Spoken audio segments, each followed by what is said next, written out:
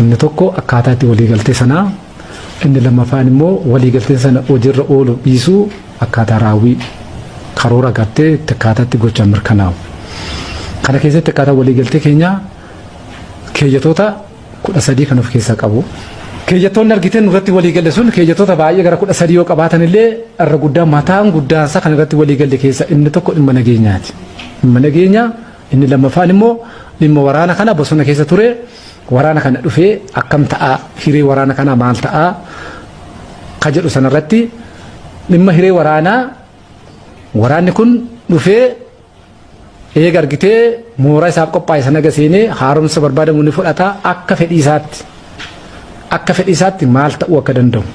inni waraana ta'uu danda'u inni poolisii ta'uu danda'u qaama nageenya keessatti qooda fudhachuu akka danda'u waliin taanee inni gama birootiin immoo lakkii kana booda qawween nagee jireenya dhuunfaa koo jiraachuun barbaada ka jedhu immoo akkaataa kamiitiin akkaataa waraanni kun waggoota 5-7 ol sana olis kanneen jiran ni jiru dirreetti jiruuf jireenya isaanii obbaafatanii maaliin gad dhaabanii maaliin of jireessanii akkaataa kamiitiin agartee gurmeessinaa qaamni kanaaf taa'ee jira sana hordofuudha garuu agreementii keenya keessa jira dhuunfaadhaan iyyuu immoo lakkii gareeyyuun barbaadu dhuunfaadhaan galee jiraadha iyyuu ka jedhu immoo yoo jiraate akkaataa kamiitiin maaliin galee jireenya isaa gadi dhaabaa ka jedhu sana warra faannoo waliin laga dhaqanii waliin haasaanii waliin mallatteessanii waliigala galtee ka siyaasaa kan waraanaa waliigalee mallatteessanii tokko taanee mootummaa lollaa tokko taanee mootummaa aangoo irraa kaafnee aangoo qabanna jedhanii walii mallatteessanii ol deebi'anii boodamoota akka turanii faannootu uummata fixee faannoota akka kana godhee uummata ka'aa jedhanii uummata kakaasan kanneen akkanaa kun maal inni yoo jenne egaa ajandaa siyaasaa agartee waan barbaadan sana galmaan ga'uudhaaf uummata aarsaa kaffalchiisanii dhiigi dhangala'u uummataa ka cabu uummataa itti bahii siyaasaa sana immoo kan dhimma itti bahu nama biraati jechuudha. Tole akkuma argaa jirtan kanatti jechuudha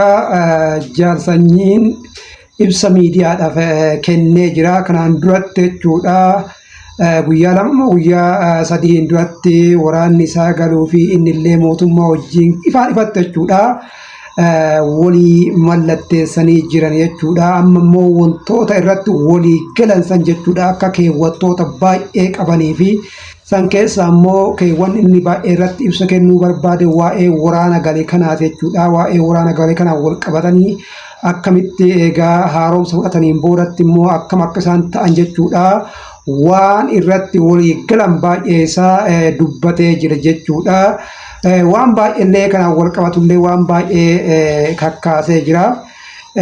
Kun haalli akkanaa kun jechuudha yoo akkanatti itti fufee warri kuwwan illee galuudhaaf karaa saaqa wal amantii uuma trust ka jennu san jechuudha. Wal amantaa uuma waan ta'e warri kuwwan illee galuudhaaf carraa uumaa kun waan guddaadha jechuudha akkuma dhageeffataa turtan kana jechuudha. Ifaan ifatti wantoota kanneen dubbatee jira isin immoo subscribe share like comment gochuu indegatinaa isiniin jedha jechuudha yuutuubiin kun yuutuubii keessanii namoonni baay'een immoo share like comment gochaan jiranii yuutuubiin immoo kan guddachuu danda'u jechuudha yoo share like comment godhan qofa jechuudha kanaaf share like comment gochuun dagatinaa nagata.